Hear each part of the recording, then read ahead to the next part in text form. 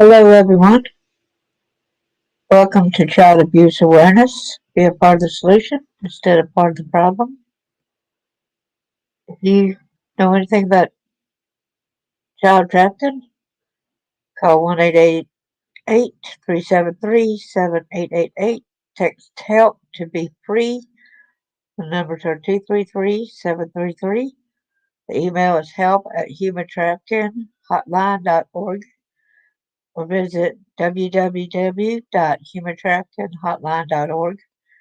Confidential, toll free 24/7.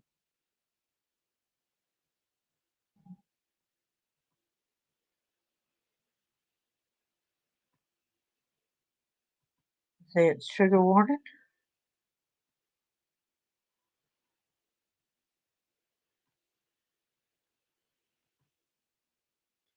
In Matthew 18, verse 6, but who shall offend one of these little ones which believe in me? It were better for him that a millstone were hanged about his neck, that he were drowned in the depths of the sea.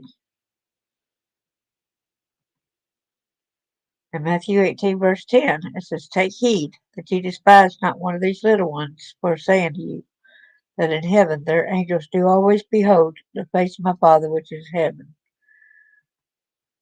In Matthew 18, verse 10, as word is read in the Copyright Disclaimer under Section 107 of the Copyright Act of 1976, allowance is made for fair use for purposes such as criticism, comment, news reporting, scholarship, and research. Fair use is a use permitted by copyright statute that might otherwise be infringing. Nonprofit, educational, or personal use tips the balance in favor of fair use. Need to make sure to get over here back to the brand. Get that to quit sharing. Luke is a please subscribe, like, and share.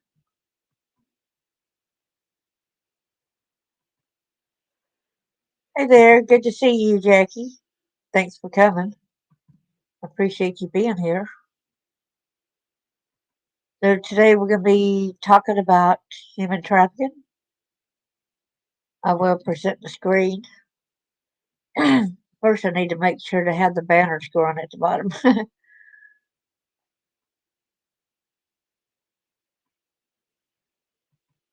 Yeah,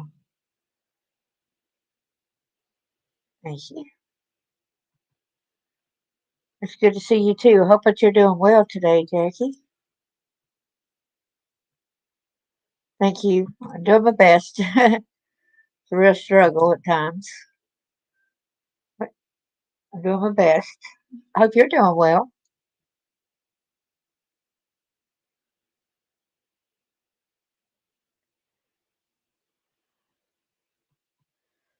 Without further ado, I will share the screen.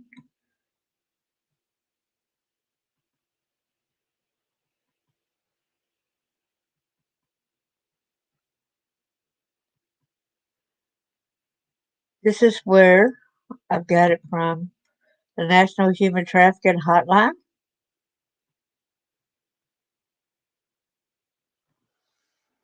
You're quite welcome. I'm glad you're doing good.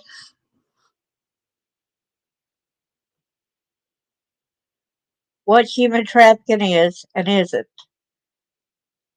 I'm going to make this bigger so it'll be easier see to read along with. Human trafficking is a business of stealing freedom for profit. In some cases, traffickers trick, defraud, or physically force victims into providing commercial sex. In others, victims are lied to, assaulted, threatened, or manipulated into working under inhumane, illegal, or otherwise unacceptable conditions. It is a multi-billion-dollar criminal industry that denies freedom to 24.9 million people around the world. Please scroll down to learn more about what constitutes the crime of trafficking. We hope this information is useful to you. Please note that the staff of the National Hotline is focused on assisting victims and survivors and is not available to answer more general questions about their work or about human trafficking generally for research or other purposes. The U.S. law defines human trafficking as the use of force, fraud, or coercion to compel a person into commercial sex acts or labor or services against his or her will. The one exception involves minors and commercial sex. Inducing a minor into commercial sex is considered human trafficking, regardless of the presence of force, fraud, or coercion. Action means purpose. That's a model can be helpful in understanding the federal law. Human trafficking occurs when a perpetrator, often referred to as a trafficker, takes an action, then employs a means of force, fraud, or coercion for the purpose of compelling the victim to provide commercial sex acts or labor or services. At a minimum, one element from each column must be present to establish a potential situation of human trafficking. There's a model right here. The action is induce, recruits, harbors, transports, provides, or attains. The means is by force, fraud, or coercion. The purpose is commercial sex trafficking or labor trafficking. Minors induced into commercial sex are human trafficking victims, regardless if force, fraud, or coercion is present. How many people in the U.S. are trafficked yearly? In 2017, Polaris worked on 8,759 cases of human trafficking reported to the Polaris-operated National Human Trafficking Hotline and Be Free text line. These cases involved 10,615 individual victims, nearly 5,000 potential traffickers, and 1,697 trafficking businesses. Human trafficking is notoriously underreported. Shocking as these numbers are, they're likely only a tiny fraction of the actual problem. Who is vulnerable? Human trafficking can happen to anyone, but some people are more vulnerable than others. Significant risk factors include recent migration or relocation, substance use, mental health concerns, involvement with the children welfare system, and being a runaway or homeless youth. Often traffickers identify and leverage a victim's vulnerabilities in order to create dependency. Who are the traffickers? Perpetrators of human trafficking span all racial, ethnic, and gender demographics and are as diverse as survivors. Some use their privilege, wealth, and power as a means of control, while others experience the same socio-economic oppression as their victims. They include victims, individuals, business owners, members of a gang or network, parents or family members of victims, intimate partners, owners of farms or restaurants, and powerful corporate executives and government representatives. How do traffickers control victims? Traffickers employ a variety of control tactics. The most common include physical and emotional abuse and threats, isolation from friends and family, and economic abuse. They make promises aimed at addressing the needs of their target in order to impose control. As a result, victims become trapped and fear leaving for myriad reasons, including psychological trauma, shame, emotional attachment, or physical threats to themselves or their family. Who are the survivors? Victims and survivors of human trafficking represent every race and ethnicity, but some forms of trafficking are more likely to affect specific ethnic groups. National Human Trafficking Referral Directory. That's where you can go in here, you can enter your city, state, or zip code, and it's got a referral. Like, for instance, I'll type in here uh, Nashville.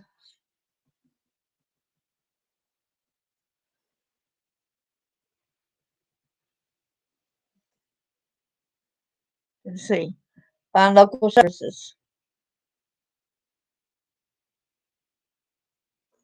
See, but I don't see that much in here. See what here? This publisher.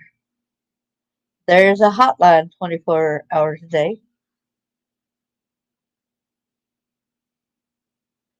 Okay, you click here, and there's the populations for single.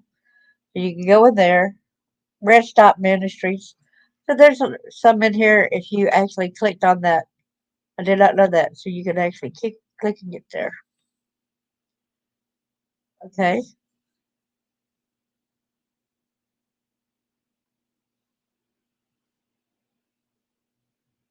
I've been doing research about slavery trafficking in UK. It's an eye opener. It's hard to prove trafficking too. Yes, it is. UK gangs were using the war in Ukraine to get women and children. Women and children are still missing to this day. Oh man, that's sad. Thank you. And I go down to my folders here. Make sure you understand this too. This is Human Trafficking Front, preventing and response to child sex trafficking in cyberspace. A guide for professionals serving children and youth, law enforcement, health and social service providers, educators. The problem is big and continuously evolving. Through the use of digital technology by offenders, children are at high risk of being solicited, recruited, advertised, or bought and sold for the purpose of sexual exploitation. Online trends and threats continue to emerge and become more sophisticated. These online crimes have unique characteristics, as there is no need for a physical meeting between a child and an offender for the child to become a victim or for the occurrence of the crime. These crimes represent complex new challenges for law enforcement officials and victim service providers, such as online, the internet, or cell phones. These crimes are forms of online violence and abuse of children. While most instances of violence against children still occur in the physical world, the online environment can be associated with new threats or forms of violence, including sexual abuse and exploitation. Prior abuse and other factors may increase the risk of victimization. Although any child can become a victim, children with previous sexual abuse, family dysfunction, homelessness, LGBTQ youth, disabilities, and children in other vulnerable situations may be more vulnerable to face risk of exploitation online. Child victims cannot ever consent to these crimes because of children's special legal status. The consent of child victims is legally irrelevant. Any child victim under the age of 18 trafficked or exploited online is a victim of crime and therefore needs protection and assistance.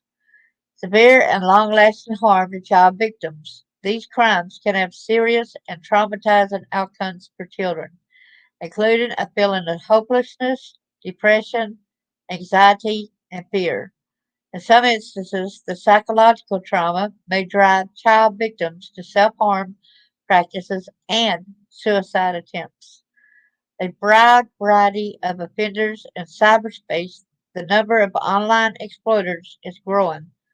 While some may pursue personal gratification, others may be involved by commercial gain. Even though there is no typical offender, they may be working solo in offender communities. Report if a child is a victim of exploitative or abusive sexual acts online. For successful intervention, it is essential to identify and protect child victims and investigate, prosecute, and educate these criminal activities in the digital space. Report a concern by contacting the National Center for Missing and Exploited Children at 1-800 The Lost or cybertipline.org. This is a campaign putting an end to the online exploitation of children, preventing victimization, and strengthening child protection services. Human Trafficking Front is a nonprofit organization with a 503c1. There's a status right there. So this was actually in from Miami, Florida, where that one is at. Go back to over here to Jackie. I got some more information to share though, but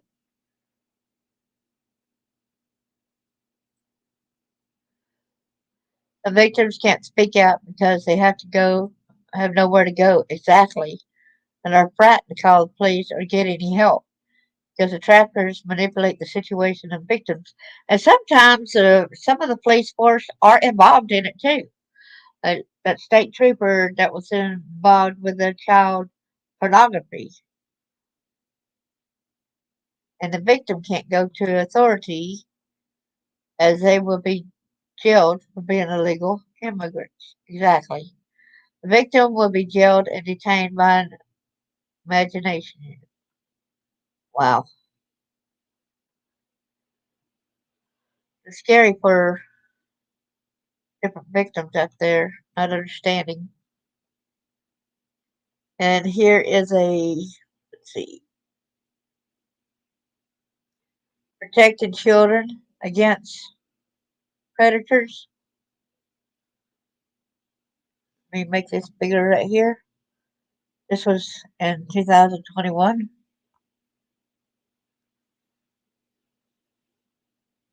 An unpleasant and bright, excuse me, I'm a little tongue tied. Don't want to highlight it right here.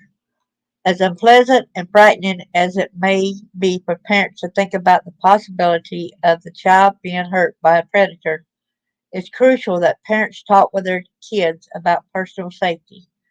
Teaching your children how to protect themselves against child predators is as important as other measures you use every day to keep them safe, such as making sure they use a seatbelt. By teaching your children how to avoid possible dangers and what to do if they find themselves in a potentially threatening situation, you will empower them to know what to do in the event you are not there to protect them. Immigration is very bad. When they take advantage of that. I remember, I think it was last year or earlier this year, they were telling some of the people that if you're immigrants and you're here and you were exploited, don't worry about telling. These people used you and brought you here. So come on up. We're not going to do anything to you. We're not going to arrest you. We're not going to deport you. You are a victim in this criminal investigation. So please come and speak up. Speak up. We are here to help you. Exactly. You're right. There's some police are involved and know what's going on. Exactly.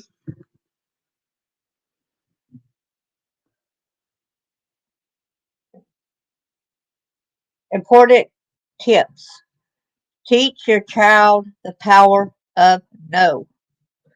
Child predators are very good at seeking out children who may be afraid or reluctant to oppose an adult, or who may be easily threatened or coerced.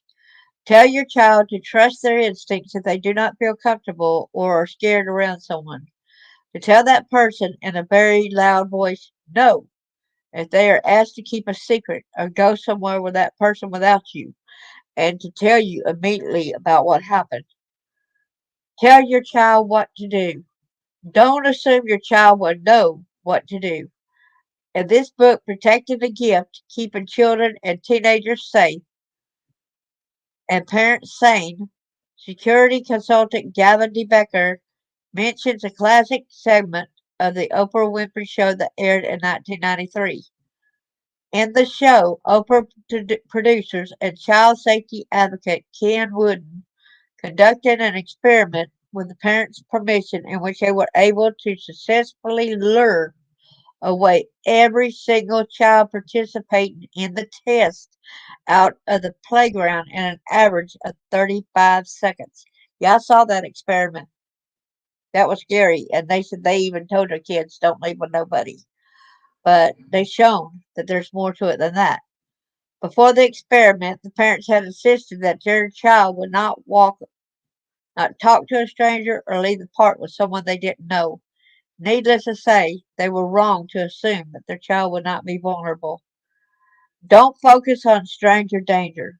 For children, especially younger kids, the concept of who exactly is a stranger can be confusing. They may picture someone who is scary looking or who is mean. In fact, child safety experts have shown in experiments such as the one mentioned above that children will often follow someone if that person appears friendly and is persuasive enough by asking a child to help them find a lost puppy, for instance. Moreover, as De Becker notes in Protecting the Gift, by telling a child to not trust strangers, parents are implicitly saying that it's okay to trust people they may know, casually, such as a neighbor or a waiter at a restaurant. Singling out strangers as dangerous does not address the fact that dangers to children are greater from someone they known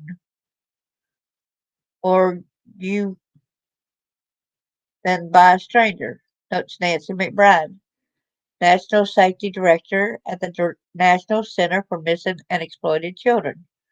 Instead of telling your child not to ever talk to strangers, which may in fact deter them from seeking help if they are lost, teach them to find a woman, preferably one who is with a child, and ask them to call 911 or call their parents. Other options: tell your child to go to a sales clerk with a name tag, uniformed law enforcement officer, or person at an information booth, says McBride. And if you see a child who appears to be lost, NCMEC produced a piece called What Should You Do If You See a Child Who Appears to Be Lost? To help people know what to do if they encounter a child who seems to be in need of assistance finding their parents or caregivers. Yes, we have to be educating the children more. You got that right. And that's important. A stranger, you might know this person at a restaurant. That don't mean, if they come up to you in the park, you know them, so they're not a stranger. So we got to be telling our kids, no, don't leave with nobody but me. You know what I'm saying? Do not leave with nobody but me. Teach them about boundaries. Tell your child that no one should ever invade their personal space, whether in a public space or at home. Emphasize to your child that no one should ever get too close to them without a caregiver or one of the parents present. Designated, designate trusted adults. Make a short list of safe grown-ups. Yes, here's what to do. See, make a short list of safe grown-ups such as uncle, babysitter, grandparent, or neighbor who are allowed to pick your child up from school or take care of them when you're not there or late for pickup. Tell them to never go with anyone else unless you have agreed beforehand to deviate from the list, and always make sure they know exactly who will be picking them up. Explain what to never do. Tell them to never, ever get in a car or go somewhere without a parent or caregiver. Emphasize to your child that it's someone they know, but who is not a designated trusted adult or someone they have never met before tries to convince or force them to go somewhere, then they should scream as loudly as they can. Help! This is not my dad! Help! This is not my mom! Tell them that they should also run, and if they are grabbed, they should punch, hit, and kick as strongly as they can. Don't instill fear. Just turning on the evening news is enough to make children and adults feel as if there's danger lurking in every corner. Fear of every situation can actually be counterproductive, can make a child so afraid of everything that they are vulnerable to being manipulated by threats. Instead, give your child the confidence, strength, and tools to prevent and manage potential danger. Rather than focusing on every danger your child could face, empower your child by talking to them about how they would recognize and avoid potentially dangerous situations and handle unexpected scenarios. For instance, what would they do if they were accidentally separated from you in a public place? Answer: look for a woman with a child or baby and ask for help. Or what's the best way to handle it when someone they know, say a neighbor or friend of the family, asks your child to come with them, claiming that you sent them to get your child in an emergency? Answer: know that only designated trusted adults previously named by you, such as a grandparent or another relative, and no one else is allowed to come and get them. Use resources for kids. Watch videos such as The Safe Side, Stranger Safety, Hot Tips to Keep Cool Kids Safe with People They Don't Know and Kinda Know, featuring John Walsh with your child. The Safe Side website also features resources designed for kids such as quizzes, puzzles, and safety tips. So that would be good for people to go to that site, the Safe Side. The National Center for Missing and Exploited Children also has a wealth of free child safety resources for parents, guardians, and children at missingkids.com. Repeat these messages just as you would with fire drills. Practice these safety tips periodically with your child. Do this especially right at back to school time and at the beginning of summer when your kids are likely to be outside more, a fact that is all too well known to predators. When you are outside in a crowded place such as a mall or park, ask your child what they would do if you were to be separated. Which of the people around you would they go to for help? Point out some of the people who could assist them. Do they remember your cell phone number? A word for very well. For most parents, about predators and child abduction can be anxiety provoking. So the thought of even having this conversation with your kids can wreak havoc on your nerves. However, having these conversations early and during important times in your child's life are extremely important. If you are equipped and are able to create a safe environment to speak about these topics, you can help protect your children from avoidable danger. See. Oh, I'm trying to get back over here at StreamYard. You're right. We need to educate our children more. True. Go back.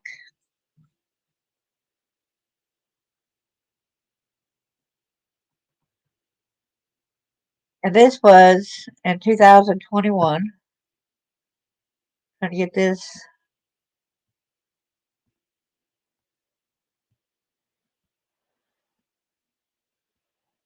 Just go all the way back up to the top up here. Tennessee human sex trafficking and its impact on children and youth. This was 2011.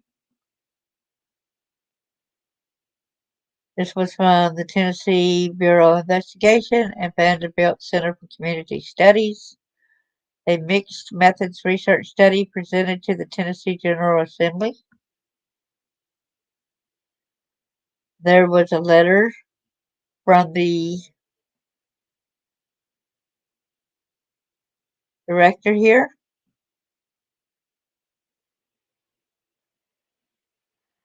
I guess that's important to read as well, isn't it? Tennessee Bureau of Investigation would like to present the Tennessee Human Sex Trafficking Study, The Impact on Children and Youth 2011. This study shines a spotlight on a disturbing crime trend that little is known about and is rarely publicized. Human sex trafficking involves the slavery of children and women forced to perform sex acts for money at various locations across the state for the purpose of making money for their captors. Basically, human sex trafficking is sex slavery at its worst. In 2010, the Select Committee on Children and Youth prepared a public chapter passed by the General Assembly that directed a study on the impact of human sex trafficking in Tennessee and its impact on children and youth. In turn, the committee asked the TBI to conduct the study. With the assistance of Vanderbilt University and survey participation from more than 1,000 law enforcement officers and social service providers across the state, to investigate sex trafficking cases or come in contact with victims. The TBI has produced the first ever research publication on human sex trafficking focused just on Tennessee. The results of the study are shocking. Human trafficking and sex slavery in Tennessee is more common than previously believed possible. Focused specifically on victims between the ages of 9 and 17, the study pulled together details that found children are moved from city to city in the state and sold as prostitutes.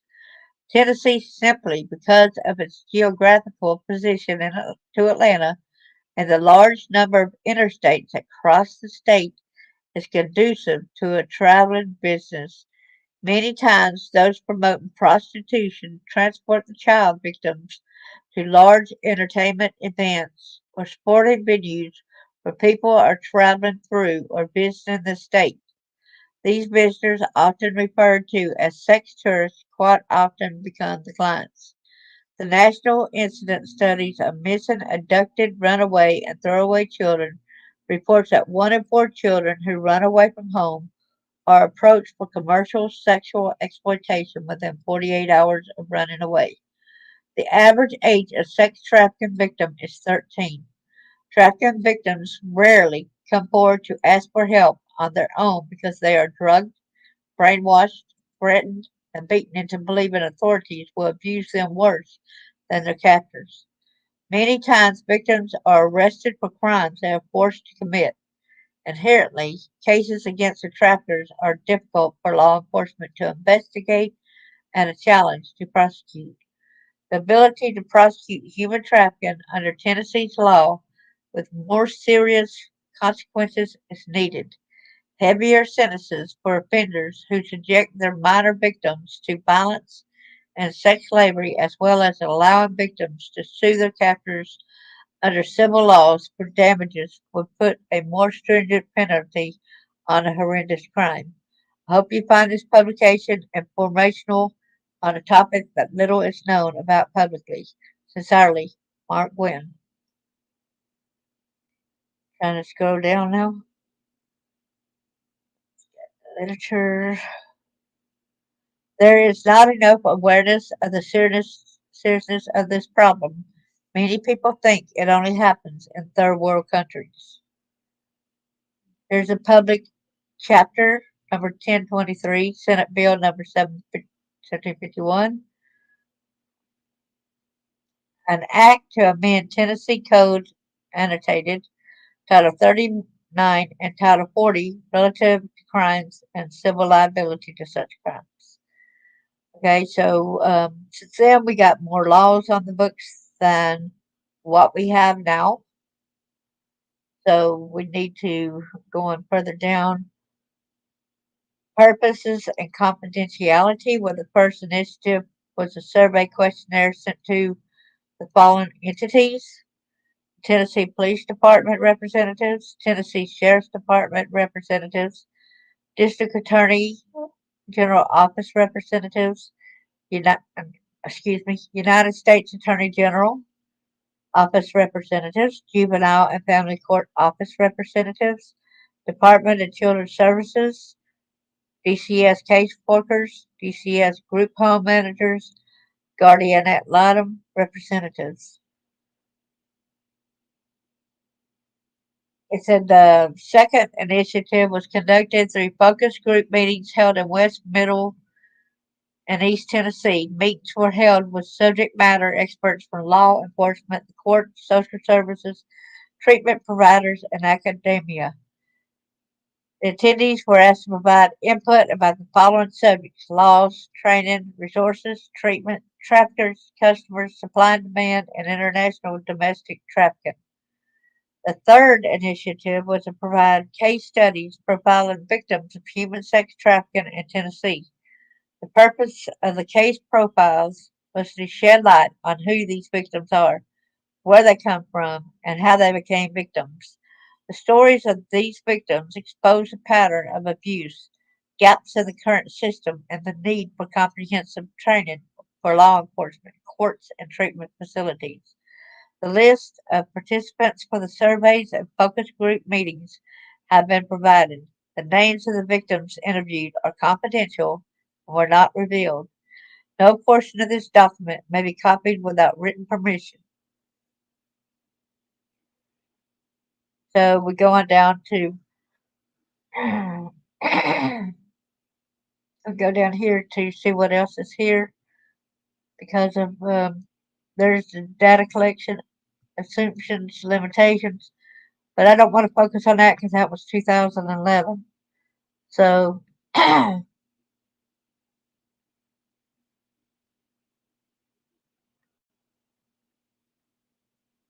what this one is. It's where the human trafficking upline right here. That's just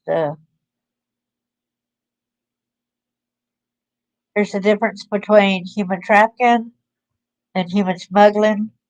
Human trafficking is a public health issue that impacts individuals, families, and communities. Traffickers disproportionately target at-risk populations, including individuals who have experienced or been exposed to other forms of violence, child abuse and maltreatment, interpersonal violence and sexual assault, community with gang violence, and individuals disconnected from stable support networks, runaway and homeless youth, unaccompanied minors, persons displaced during natural disasters. What's this over here?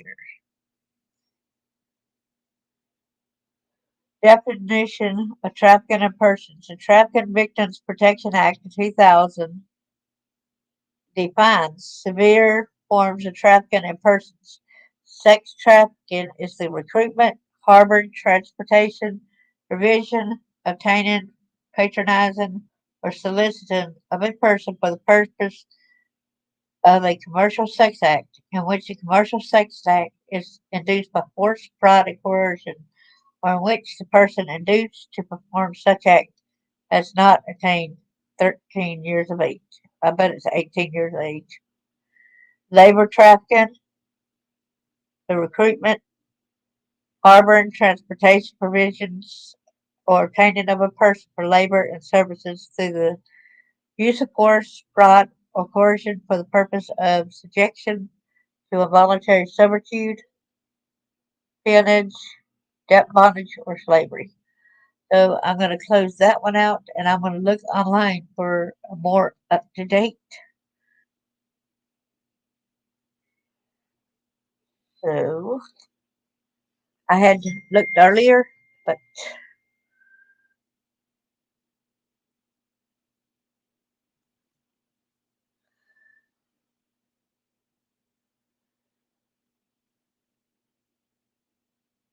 see this one right here was the Tennessee Gov right there. And then there was facts, statistics. This was in this htcourts.org. Facts, statistics, shelters, and prevention organizations. Simplest way to define human trafficking is a form of modern day slavery. It happens in Tennessee. Human trafficking is the second fastest growing criminal industry next to drug trafficking. The Tennessee Bureau of Investigation reported that every county in the state had a case involving human trafficking in 2020. The reality of human trafficking is that it affects people of all genders, races, nationalities, and ages. Most reported trafficking cases involve women and minors. It is estimated that a child is bought or sold for sex every 2 minutes. Can you imagine that? Every 2 minutes, it was estimated that a child is bought or sold for sex. The average age of minors sold for sex is 13 years of age. What does the law say about human trafficking in Tennessee? Human trafficking is an offense under federal law under the Trafficking Victims and Protection Act of 2000. Human trafficking is forcing or coercing another person to engage in forced labor or criminal sexual activities. The Act gives the penalties of human trafficking and restitutions that should be paid to victims of human trafficking. The Act also establishes the Office to Monitor and Combat Trafficking in person of the Interagency Task Force to Monitor and Combat Trafficking. Since most trafficking cases occur locally, Tennessee also enacted statutes to criminalize human trafficking. The statutes classify human trafficking as either a first or second degree felony. Tennessee statutes define what constitutes a human trafficking offense, the damages, and the award entitled by the plaintiff. There are various forms of human trafficking in Tennessee, and I'm not going to um, download that. I don't just click on things to get it. Trafficking for forced labor. This form of trafficking involves forcing people to work against their will. Victims are primarily recruited from struggling countries using deception and coercion. They are then forced to work in agriculture, mining, fisheries, construction, domestic, and other labor intensive jobs. Trafficking for sexual exploitation. This type of human trafficking mainly affects women lured with promises of employment and a better life. They are transported using false documentation and later end up in situations where they are exploited sexually. Trafficking for removal of organs. In recent years, this form of trafficking has been on the rise.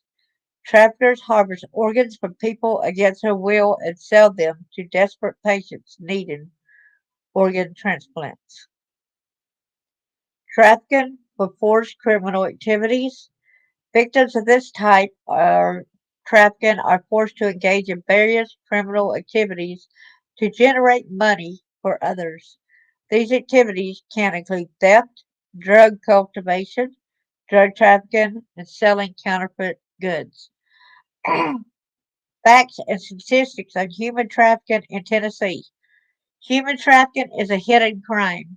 Most cases are not reported because most people cannot identify the indicators of human trafficking. No common reporting system is used in Tennessee to aggregate the number of victims. However, the National Human Trafficking Hotline attempts to index the growth or decline of human trafficking in Tennessee. In 2021, the hotline received 525 signals, and 164 were from victims and survivors of human trafficking. Following an investigation, 152 cases were found, in which 115 involved sex trafficking, 13 involved labor trafficking, and 6 involved both sex and labor trafficking. The National Human Trafficking Hotline also identifies several venues for sex trafficking, which include pornography, hotel motel based sex trafficking, residence based commercial sex, online based, street based, escort delivery services. How do you report human trafficking in Tennessee? Well, you may help save a life by reporting suspected cases of human trafficking. If you suspect someone is a victim of trafficking, contact the National Human Trafficking Hotline on their toll-free hotline at 1-888-373-7888 or via text message at 233-733 or submit a tip online through the anonymous online reporting form on their webpage. Alternatively, call the Tennessee Human Trafficking Hotline at 855-558-6484. The hotline services are available 24/7 with more than 200 language interpreters. Oh, wait, interpreters. All reports remain anonymous and are investigated before action is taken. Efforts to combat human trafficking in Tennessee. According to Shared Hope International, Tennessee is ranked among the best states in dealing with human trafficking. Collaboration between law enforcement agencies, government agencies, and nonprofits have significantly contributed to combating human trafficking. The Tennessee Anti-Slavery Alliance, which includes three nonprofit agencies, is one of the bodies dedicated to identifying, protecting, and supporting Tennessee human trafficking victims. Other efforts have been made by the It Has to Stop campaign, which is dedicated to raising awareness and helping victims of human trafficking in Tennessee. The Office of Victims of Crime also contributes to combating human trafficking by funding victim assistance and compensation programs. And here's some misconceptions about human trafficking. Myths and misconceptions about human trafficking blind most people. Examples of these myths include the following. Human trafficking does not occur in the United States. Human trafficking only affects foreign individuals. Human trafficking is only sex trafficking. Human trafficking only occurs when people are compelled or coerced into performing commercial sex acts. Human trafficking victims will attempt to seek help while in public. Human trafficking and human smuggling are the same. These myths and misconceptions contribute to the rise in human trafficking. The lack of public awareness makes it difficult for people to identify human trafficking even when it's happening in their communities. Tennessee recorded human trafficking cases in almost every county. On November the 17th, 2022, three people were charged with conspiracy to engage in sex and drug trafficking in Nashville. The individuals, Karen Bailey, Charles McLaughlin, and Charles Summer, had operated a human trafficking ring in Nashville for over a decade. They had recruited dozens of women under pretenses and coercion. The traffickers targeted women addicted to drugs and allowed them to move into their houses. They then provided them with drugs to keep them addicted, and when they could not pay rent, the women were forced to engage in commercial sex acts to pay off the rent. The three defendants maintained control over the women by restricting their children from going out without a chaperone. The case was investigated by a joint task force comprising Homeland Security Investigations, the Bureau of Alcohol, Tobacco, Firearms, and Explosives, and the Metropolitan Nashville Police. The task force executed a search warrant on Blue Willow Court in Antioch, where they found several trafficking victims. Some were living behind the main house in a shed without electricity. Now, here's some different places here in Tennessee. It's the Tennessee Human Trafficking Shelters and Prevention Organizations list, Avalon Center, Change is Possible, Family Violence Shelter, Chattanooga, Room in the Inn, Community Homeless Outreach and Support, the Brooks House, Cookville Rescue Mission, the Domestic Violence Program, Dyersburg, Dyer County Union Mission, Haven Arrest Rescue Mission, Knox Area Rescue Ministries, Marantha Rescue Mission, Mary Parish Center, Memphis Union Mission, Nashville Mission, Salvation Army Adult Rehabilitation Center, Shepherd's Inn, Women Are Safe, YWCA of Nashville, Middle Tennessee. So go back up here, all the way scrolling. But when they got like that and it shows, oh, close. And there's the courts in the U.S.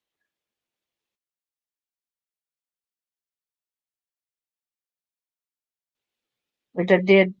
Said anything? It is unbelievable the statistic on trafficking when you see it going on and how big the industry is. You got that right, Jackie. When it says about human trafficking courts in the U.S., human trafficking is a grave violation of human rights that's prevalent worldwide. In the United States, it takes many forms, including forced labor, sex trafficking, and domestic servitude. In an effort to curb it, in the United States government has implemented several federal statutes, including the Trafficking Victims Protection Act. This is the same case at the state level where states have implemented various laws with harsher penalties. Tennessee hadn't done a lot on, like with the marriage of marrying kids or something like that. They have not fixed that. They shelter it and said they got the law where you have to be 18 to marry, but that's not necessarily true. They're hiding behind that facade because they can actually get a judge to sign off if somebody wants to marry a kid. A judge can sign off to that person without even the parents knowing about it in a lot of states. Check out that video that I've got about, kids marrying adults in the United States and where it's legal and where it's allowed and where it's not allowed. Tennessee is still not one of the states that it protects against that. So I'm not proud of Tennessee because of that factor. That's a form of trafficking, sexual exploitation. If you go like a 30-year-old man and marry a 10, 11, 12, 13-year-old kid, excuse me? No way. No way. Makes me sick. They tried to pass that law and Tennessee rejected it. The United States has also created specialized human trafficking courts that aim to provide a more comprehensive and victim-centered approach to addressing human trafficking. These courts address not only the criminal aspect of the crime, but also the trauma and support needs of the victims. Y'all do all this, why are y'all still letting it be allowed? Like I just said about the kid marriage, that's a form of trafficking where the kid has no choice but to be with a grown adult. Can't be a kid, can't be a teenager, can't be all that because you're forcing the kid to be with that person that's got money. Read on to understand the various aspects of human trafficking in the U.S., primarily about the role of human trafficking courts. You also learn about the challenges these courts face in the fight against human trafficking.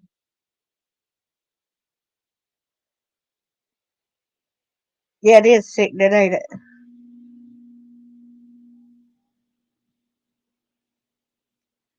According to the Human Rights Commission, this crime is of three types: sex trafficking, forced labor, and debt bondage. Studies show that forced labor is the biggest human trafficking sector in the world. It involves recruiting individuals forcefully to engage in forced labor or involuntary servitude for commercial gain. On the other hand, sex trafficking is where traffickers fraudulently recruit people, mainly young girls and women, to engage in commercial sex. Mostly you'll find this form of trafficking in various settings, including massage parlors, escort services, street-based prostitution. Lastly, debt bondage is where you're forcefully made to work to pay off a debt that you incurred by a family member. This form of trafficking is prevalent in the U.S., particularly in low-wage industries such as agriculture, construction, and domestic work. A UNODC report indicates that women and children are the most affected, accounting for 71% of all human trafficking victims. A third of the rest are children. U.S. government entities combating human trafficking. And as we say, we don't really know the real numbers. There's so many cases that's not out there.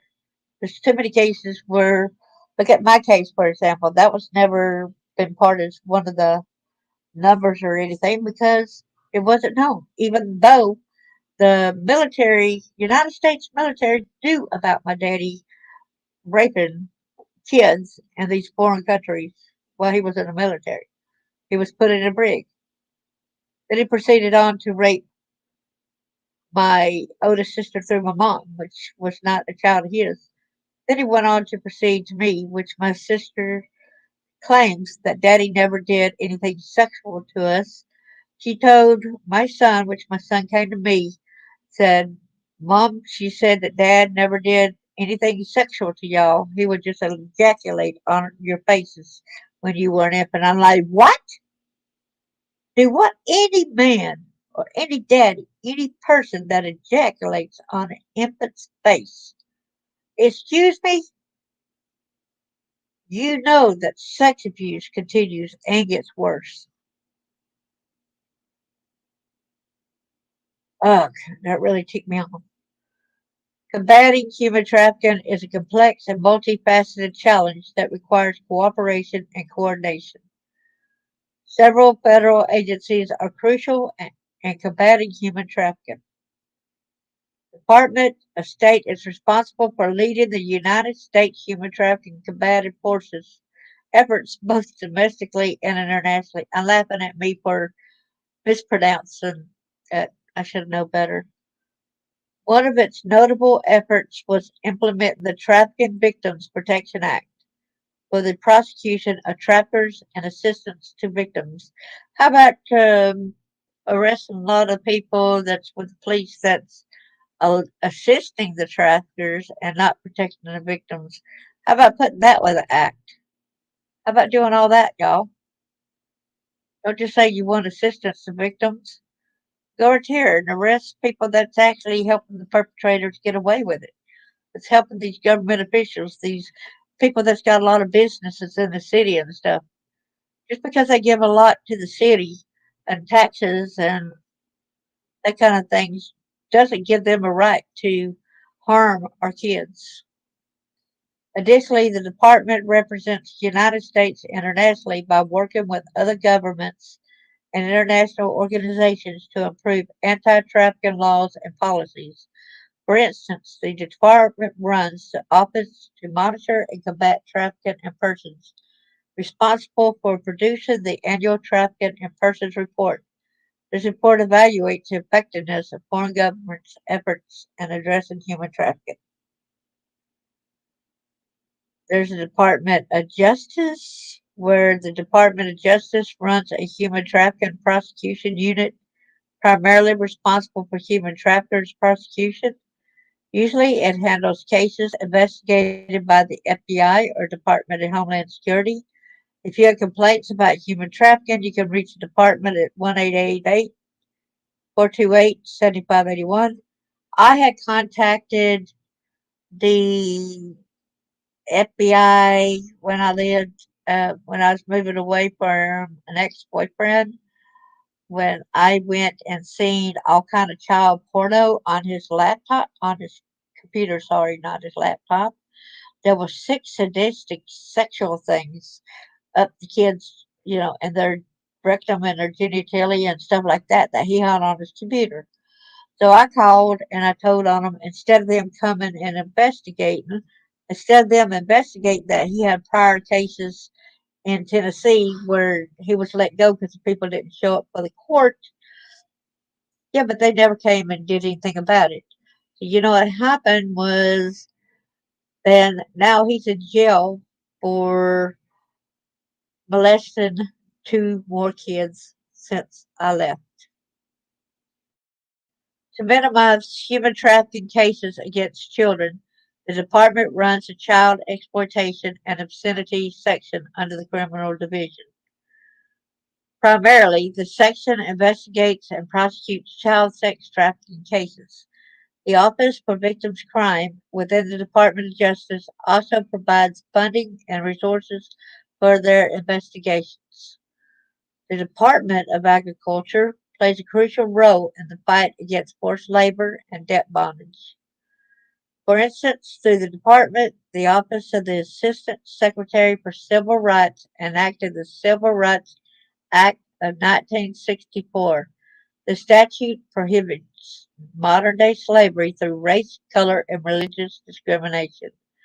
Additionally, the department established a consultative group by introducing the Farm Bill of 2008.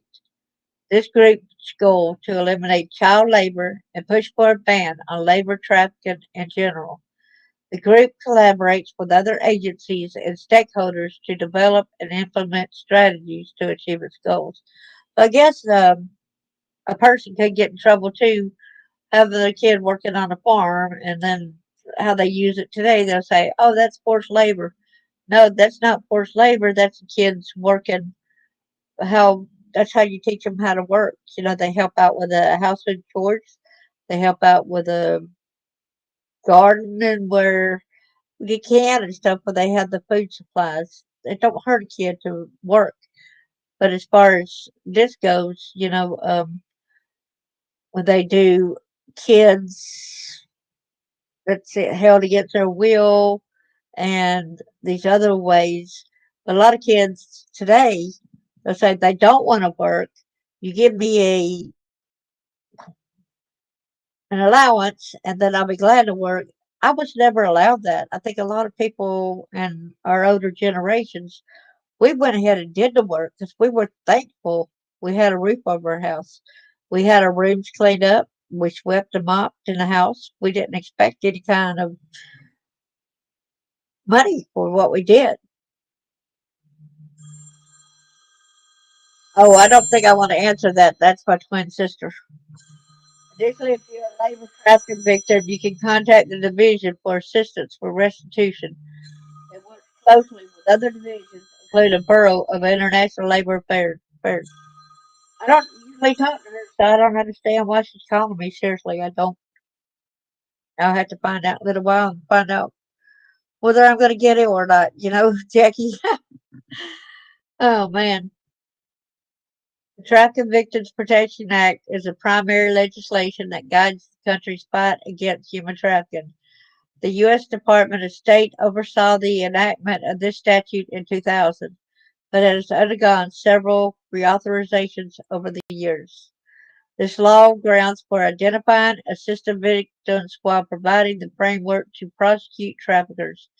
It also introduces a comprehensive approach to preventing future human trafficking acts. You can learn more about the reauthorizations of the Act below. Track, Trafficking Victims Protection Reauthorizations in the year 2003, 2005, 2008, and 2013.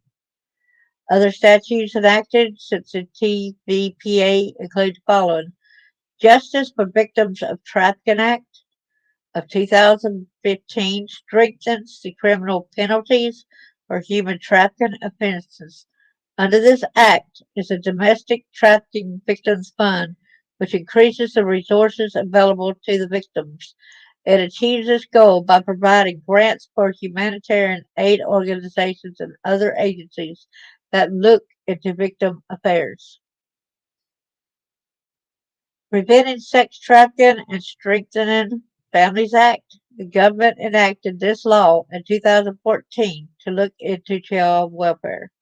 Some of its provisions aim to increase technology use to implement a national background check system for prospective foster and adoptive parents. Further, if your family and children are victims of sex trafficking, this act gives you the access to compensation and monetary value. I had never tried. Human trafficking courts in the U.S. Both federal and state courts can handle human trafficking cases in the United States. However, several factors come into play when determining the court to handle a particular matter. These factors include the following: jurisdiction. Federal courts have jurisdiction over cases that involve federal laws. On the other hand, state courts have jurisdiction over cases that involve state laws. Location of the crime. This also works the same way as with the jurisdiction. If you committed the offense in a federal court's territorial jurisdiction, a federal court will likely handle the case and vice versa. Resources. Some states may lack the resources to investigate and prosecute human trafficking cases, prompting the federal government to take over. Here's the federal courts that handle human trafficking cases. At the federal level, the U.S. District Courts have jurisdiction over human trafficking cases. These courts are located in every state and are responsible for enforcing federal laws, including those related to human trafficking. Currently, there are 94 of them, grouped into 12 regional circuits. Each of these circuits has a court of appeals. If your crime is a federal case, you will face a judge in one of the 94 district courts. Depending on the jurisdiction, a district judge will try the case, but a jury will ultimately decide the case's outcome. State courts that handle human trafficking cases. Most human trafficking cases are under the jurisdiction of the state superior court or circuit court. depending on the particular state's judicial structure. They're the principal trial courts for criminal and civil cases, so they have the jurisdiction to hear and decide on human trafficking cases. Other states have specialized human trafficking courts dockets to handle human trafficking cases. These courts comprise the following: specialized judges, prosecutors, specially trained personnel to support the victims. The most notable of these is the New York Human Trafficking Intervention Courts. These courts are located in New York City and work with other court divisions to achieve a common goal of crime elimination. These other partner courts include the following: community courts, drug treatment courts, family treatment courts, mental health courts, opioid courts, veteran treatment courts. The New York Human Trafficking Courts, intervention courts, have learned many lessons from these courts and build upon them.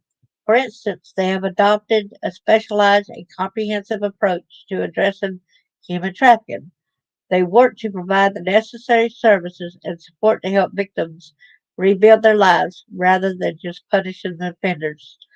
Human trafficking dockets. Others than have an entire court system to handle human trafficking cases, some states have adopted a human trafficking docket in their superior or circuit courts. This is a specialized section whose focus is entirely on handling human trafficking cases.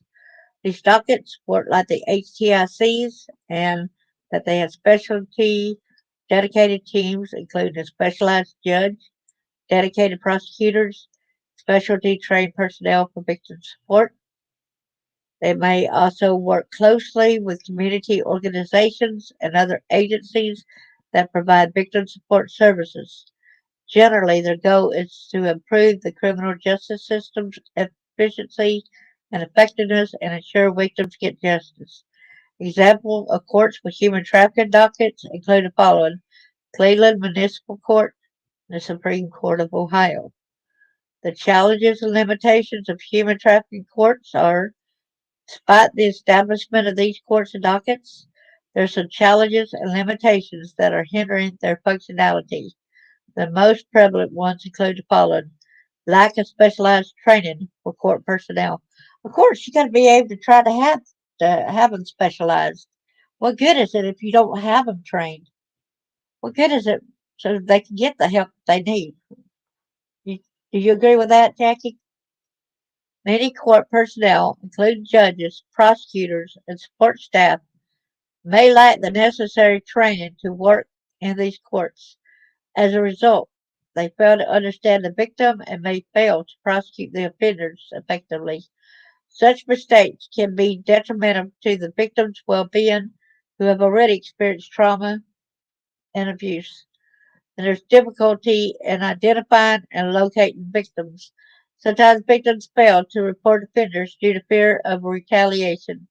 Other times they may mistrust the legal system, since they may feel no justice will be done.